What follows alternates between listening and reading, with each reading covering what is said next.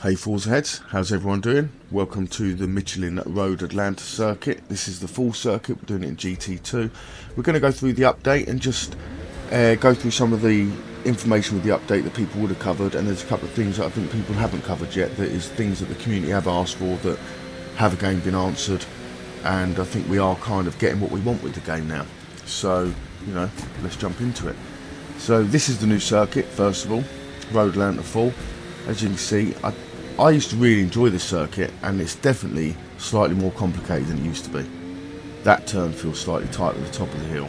As you come down through these first S's, it doesn't feel too bad. You always have to sort of sacrifice this one here to get a good line through these, to kind of mucked up there. But you can see as you go through on the curb there, look, from the right curb to the left curb, there is only 2 cars width. So that is going to be a bottleneck problem. Definitely for the first few races, as people, you know, you're coming down the hill, if someone mucks up the top, it is going to be a place where you're going to have, you know, considerable closing speed on the car. So yeah, something to watch out for. Maybe you might have to give up a little bit of space, but yeah, let me know what you think of the circuit as you're watching it. Let me know in the comments. But so with the update, there's 2 new cars coming. We've got the Pennzoil Skyline 1998 and the 2018 Aston Martin AMR Vantage GTE number 97, and the Aston Martin looks really nice. The Skyline is a car from Forza 2. I think what would be a lovely addition as well would be the Tom's Supra one day, perhaps. I think people would enjoy that car. I'm glad Road Atlanta's here. It's a circuit that we had in all the previous games, so we always knew it was coming.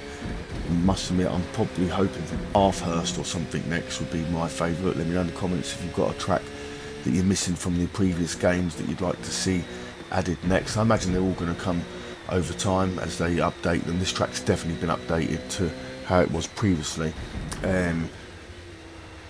It looks really good, so I had a good few runs around it, as you can see. Now getting to a couple of things with the update that haven't maybe been mentioned that I think are good. So the community has been asking, you know, and I see a lot of things about this that, you know, I wish I could run, you know, my preferred class B or A or C, you know, more often. It'd be great if we could just select our own class. You know, people hating the lobby system. I actually really do enjoy the lobby system. I know it's controversial, but the rotational value of the lobby system allows you to sort of approach it each week. I mean, it's every 3 weeks it's been running at the moment. By the time you get A class back around to A class, by the time A class has come back around, you've shifted some of the cars into S class or D class or B class, and you move them around. So when it comes to tuning them back, it's kind of like a new approach every time again, and there's so many different ways to tune the cars that are effective, that yeah, it can always be a new learning curve. You can find out new things that work. I mean, I've been playing Forza since Forza 2, and even this week I will discover things that are different, and I will change things that I do with regards to tuning and building and experiment. You know, sometimes I'll do cars without the clutches, flywheels and drive lines because they don't add significant points, but sometimes I'll try cars with them all and see if you get the extra accelerational, you know, value of it. So yeah, I do enjoy the rotational value. So what they have changed in regards to things that people may have missed is the leaderboards have got longer.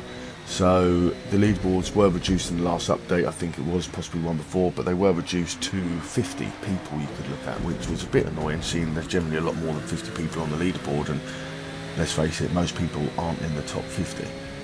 And it's nice to see who is around you and things like that. So as you can see, you can now scroll down the leaderboard. You can see the bar on the right, and we are scrolling down, and you can go all the way past, all the way through to my name, so and beyond, and you can see that there's plenty of room to scroll all the way down. So that's a good fix.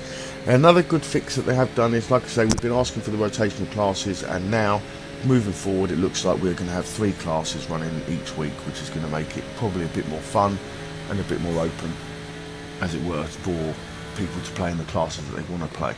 So yeah, this week coming we've got S, C and P. I think S and C are going to be the 2 variants where you're going to see this track first. S, full circuit, C class, club circuit. Pit lane is a bit awkward here, but you can see if you do miss it, the computer takes over on the grass. Good save. But yeah, so the open classes do look like they've been opened up a bit, and I do think that that is a good addition to the update that probably hasn't been mentioned by a lot of people. They have also dropped the X class for B class for the next couple of days, and I think that was solely because there was 2 fast classes running. I think it was a bit crashy last week because the slowest class people could choose in open was R, so you probably got people in there that weren't going to be in there before.